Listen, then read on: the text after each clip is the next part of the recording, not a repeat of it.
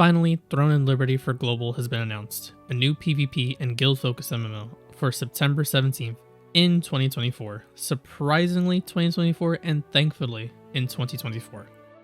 As someone who has actually played the game, and I mean really played the game in both closed NDA tests, has dropped extensive feedback and has previously made videos about this game, none really being overly positive, in fact my first one being extremely negative. In the 11 plus year development cycle this game has had, it has really taken a complete turn for the better and mostly positive strides in the right directions. If you haven't been in the loop recently, or are finding out about the game for the first time since Amazon's media presence for this game has been null because of the New World conspiracy, then you've come to the right place for a quick TLDR, TLDW recap of how much the game has changed over these 11 plus years.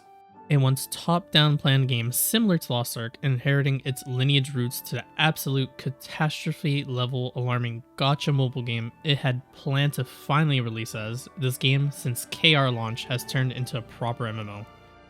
Update after update after update, mostly all positive and completely game-changing, it is apparent that the devs for Throne and Liberty are actually listening to their player base and are competent in taking feedback into consideration and even NA feedback, as most of the feedback left from the closed NDA test has been implemented into the KR versions.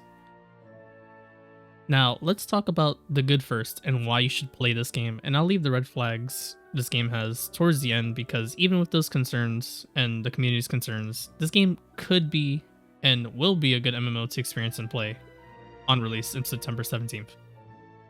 The first thing you will no doubt realize about TL is optimization, how the game looks. It actually looks and performs like a game made for the year, in the year 2024, despite being an 11 plus year development cycle. TL supports many players on your screen, and yes of course on ultra high graphics, but you can expect playable FPS on a mid to high end rig at big events where there are over 500 plus people on your screen, with crashes being a rarity in your playtime. And when there isn't an extreme blob of people on your screen, the game runs smoothly. Even with the game set to everything on low, it still looks impressive, and you would physically have to lean into your monitor to pick apart the minute differences. The only concern to have is the game can feel a bit desyncy at times, but nothing like BDO's level, just slight instances due to possibly its netcoding and server infrastructure, but hopefully they touch it up as well before it comes to global in September. Now for the leveling experience, it's not horrible. It's your typical MSQ questing chain followed by side quests to hit max cap, and that's where the real game begins, like a typical MMO does. But before hitting max level cap, you can participate in everything and experience everything the game has to offer, which is not really suggested, but you can. You can run dungeons, walk into the open world dungeons called Abyss Dungeons, farm currency, do contracts, PvP at night in these Abyss Dungeons, take down world bosses in peace or PvP enabled world bosses, take part in hunt events, which cycle through peace and PvP with the entire server for EXP and a material needed to craft your skill books, castle sieges. The game has rift stones and boon stones, which is similar to BDO's Node Wars. Everything this game has to offer, and there's quite a bit of content to experience. For PvP addicts, anytime it is nighttime, you can go in PvP in these open world Abyss dungeons if you so wish to, and the game has rotating events which are either PvP enabled, faction, or guild enabled for you to go participate in, and includes rift stones and boon stones and big castle sieges, PvP leaderboards keeping track of your KDA, and a reward to change the weather if you are top rank on your server. For PvE lovers, the dungeons, such as T2 dungeons, are pretty challenging. Watching KR players prog some of them for 7+ hours when it first came out just to clear, and fun mechanics evolved with zero lockout so you can run and help your friends as much as you want after you claim your daily rewards. There's a tower leaderboard for the fastest times for the game's tower mode that rotates bosses every week with rewards to make your character stronger, and even emotes for people placing in the top ranks. This game took the route of trying to have a little bit of everything for PvE and PvP players, and they accomplished it pretty well. And any of these player archetypes you fall into, you will definitely have something to enjoy and do in your time at Throne and Liberty. The game is even recently actively trying to support solo players, having a party finder system included for dungeons and introducing factions to these hunt events, so when it falls into conflict and it is a faction enabled hunt event, you're not in the middle of two big zergs the entire time fighting it out, or just all these big guilds. Since the start of the first closed alpha, Throne and Liberty has been listening to player feedback about the game being too zergy and has been actively making changes to come back on it. At the inception of this game, for instance, you could have a 10 guild alliance of 70 players max in each guild, officially, but now that's cut down to only 3 guilds alliance max. This dev team undoubtedly has to be one of the best dev teams in MMO history with the changes they have been making around every 2 weeks since the game has come out, and not small changes either, huge system and gameplay overhauls.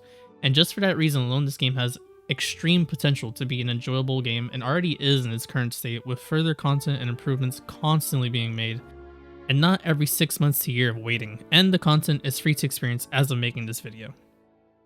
I won't talk and go into depth about all the changes, since that could end up being like an 8-hour podcast alone, since changes come out every 2 weeks, but I will have links down below in the description to check out the dev updates since KR release provided for you, and the dev talk, which they talk about their plans for TL's future. But I do want to go over a bit, and some of the important key changes and the content this game plans on adding or already has added in. Some of the new things the game would like to be introducing very soon is cross-server PvP content, where you do regional events, bosses, things like that, that's already in the game that the dev team is planning on implementing, and very soon, somewhere within a week or two of this video going out, it should be implemented into the game. And also, I want to talk about how they added factions after the community complaining about these hunt events just being too zergy. The factions are 3 factions broken up into red, blue, and green. And basically, once you get into the hunt zone, you're instanced and put into a faction to go ahead and PvP with the team that you get put into, obviously. You won't be with your friends necessarily. I don't know if they're going to be making changes towards that, so if you're in a party, you can just all go into the same faction. Probably not, because then it'll be unbalanced and balancing problems will just be an issue. But for the most part, if you want to PvP, you can just go as a solo player, especially if you like to be a solo player. You can just go there and have no worries about being zerged down, since all the factions should be balanced accordingly. Another thing that you might not have experienced in Throne of Liberty, and especially if you played when it was a mobile gacha game, basically where you just auto hunt, you click auto hunt and you just do nothing, is dungeons being introduced. And as PvE players, the dungeons in T1 is really not hard. They're just there for like your dailies and just to have something to do to gear up. But the T2 dungeons is where this game really shines. Some of the mechanics are very fun. I won't spoil any of them. You can also check them out like on YouTube from other creators. But they're really fun to do. Some of them took some of the content creators, like I said earlier in this video, like 7 hours to prog with no information. I highly suggest you don't look up videos so you can actually have fun doing these dungeons. But since KR and Global, after Global release plans, as I'm making this video, they plan to be releasing the same content on the same day. It's not going to be, we have to wait a year for KR updates in Global. Hopefully the game, when it comes out September 17th, will come out with everything that Korea's implementing into their game right now and in the future in the next 3 months. It should be fun progging these new content, this new dungeon to get your gear. Now let's talk about the bad, but even with these problems, I feel the game is still worth playing and trying out, but I want to show both sides of the coin, and hopefully maybe something will change with the community taking notice and pointing these problems out. And one of the biggest problems is the big elephant in the room, Amazon. Amazon never fails to prove incompetence. And you can see that with their current title New World, and more specifically Lost Ark, since they will be handling global publishing for this game, so it's only fair to compare similar situations. And not only that, but failing to advertise the game on the biggest stage possible, the Summer's Game Fest, where millions of people tune in to watch upcoming game releases, with the promise of news coming that week, and many fans of Throne of Liberty anticipating at least some news about the game within that weekend. Instead, NCSoft decides to show off a mobile game, Battle Crush, which is a battle royale, and Amazon decided to show off New World, which was after making their player base wait for 6 months for big news for just the same game coming to console.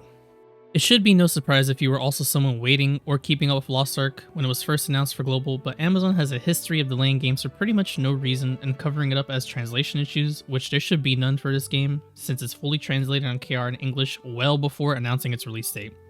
And I say Amazon because the pattern is Amazon published games and their gaming studios themselves, not NC. And the news comes straight from Amazon themselves. Not to mention every update cycle for Lost Ark, their July update was either at the very end of July or literally in August. And Amazon is infamous for doing this for many of their Lost Ark updates early on, especially during the Argos time. It's just extremely apparent that Amazon has trouble with communication and handling games with other titles like Blue Protocol and of course TL, that history can possibly repeat itself, and that would just kill the already hanging on by a thread hype and positive emotions TL has been making. Even with this release date announcement, since it was so under the radar, the anticipation, coverage, and views on it are just so low, many have decided it's a lost cause to keep up with TL, and even gave up on it coming out in the year 2024. Before I talk about this section, do I personally pay to win? Yes, I pay to win when it's needed for things like battle passes, subscriptions, a little top up here and there, but do I like it? No, of course not. No one actually really likes pay to win in a game unless you're working 18 hours a day and can't really play the game. I think it should just not exist in the first place, but as a competitive player, I don't want someone to have an edge over me just because they bought a $10 battle pass or sub or something like that. Should it exist in games like this? No, of course not. There are tons of free-to-play games that thrive from just skins, and players buy it at $20 to $30 a pop, sometimes even $40, $50, like Swords of Legends Online, like their cosmetics. They had a big pack for like $80 just for a mount. And even recently, the $500 Faker League skin. People buy the skin because they just want to support the game because the game is good.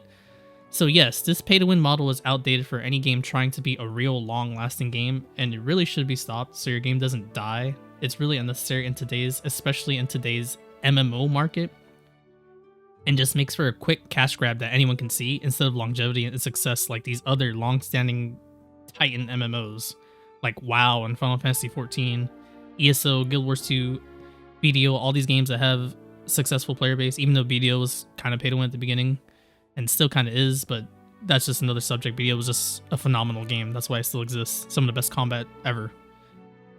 Now, it's common knowledge at this point, but to reiterate, the auction house in Throne and Liberty only uses the game's cash shop currency, which is known as Lucent. This paired with the only way to earn Lucent in-game by getting an in-game drop or items that is seen as buyable to the player base, such as good traits, a good piece of boss gear, skill books, things like that, etc. Obviously shows a pretty big red flag, and in the first place there needs to be somebody to be the first person to buy Lucent for an auction house to even function, since as of this video dropping, there are 0 other ways to generate Lucent in the game other than the auction house, but Founders Packs will probably have some Lucent included to jumpstart a server's auction house.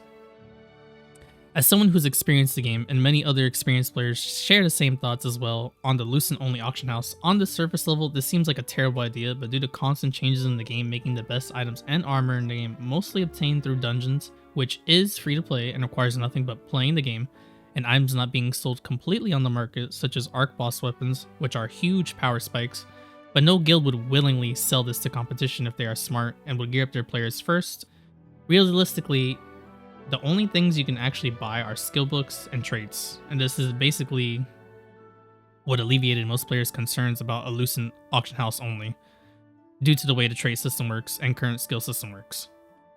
But let's go back to that dungeon comment about the best gear being earned as free-to-play. Time after time it was iterated by the player base to not add any unfair advantages into their cash shop, but as of May 8th they have decided to add a sub to the game similar to BDO's value pack, which adds a lot of cool convenience, which at first glance nobody really minded, but until you scroll down a bit further in the patch notes is where the real dangers became apparent. Of course, NC execs thirsting for money like usual decided to add extra dungeon runs to their Silicium Pass, and it equates to roughly about 50% extra dungeon runs more than a pure free-to-play player. Why would they do this? Who knows? It's so hard for big execs, stockholders, and higher-ups in a gaming company to understand that your game can succeed and make huge profits by just being a good game and selling skins and non-intrusive convenience like the biggest free-to-play games to exist to this day, but that's apparently too complicated to understand. It sucks to see because the dev team for this game clearly understands and listens to the plights that the player base has with the game, and then you just see decisions made like this that just send the game's 5 positive steps forward, 20 steps back after 11 plus years in development. Hopefully with enough player and community outcry and feedback saying this is a bad idea, this Silicium shop in the subscription will get removed from the game for global at the very least, because the West vehemently hates pay to win, even if it's so minor. No matter how minor it is, it's just enough to send the game's reputation downhill quick and just plummet the player base just because of a little bit pay to win. Even with these problems, TL has made huge steps in the right direction, with weapon balance changes all around, factions being introduced into the game to even further combat Zergs at these big PvP events and promote solo play, server versus server being planned for the future for lower population servers to not feel left out, if that happens and occurs, arena PvP plan, changes and more expression by adding more onto the skill system to further make a build feel unique, and much more with every subsequent update to come. and any other upcoming ideas between the 3 months we have left until release. Just to show how on top of the ball the game devs are, game-breaking weapon interactions that made Crossbow Dagger ridiculously strong and broken was patched out within a day of the bug becoming public information, and as soon as the YouTube video went out, there was a patch addressing and nerfing that interaction immediately. The devs are continuously improving the game with every patch and every single aspect and form the game has. So should you still play Throne of Liberty? Well, why not? It has a perfect release window as I'm making this video, of course, avoiding all other MMOs, expansions, and DLCs, plus it avoids the biggest anticipated games at the end of the year, and it's free to try out. And there's an open beta July 18th to see for yourself, which lasts about 6 days, to see if you would be interested, so why not give it a shot. I want to thank everyone for watching this video. I hope this helps you understand TL a bit more and what the game is currently if you haven't been keeping up to date, and I hope even despite the flaws, you give this game a chance solely because of how amazing the transformation this game has undergone since its inception and how competent the dev team seems to be. From an absolutely terrible auto hunt mobile game to now being a proper MMO in under a year's time, it's extremely impressive, and for that fact alone, this game has big potential and deserves a chance. Now, I'll be streaming the game for the whole week of the beta on July 18th, and just to talk about TL while playing and talking about what weapons seem good, how to level up fast, good grind spots for Solent and Mastery, what to do and some general tips how to get ahead, and of course talking about the general direction and newest updates on KR that TL has. Leave a like, leave a dislike, subscribe, and hope to catch you guys in the next one. Take it easy, peace out.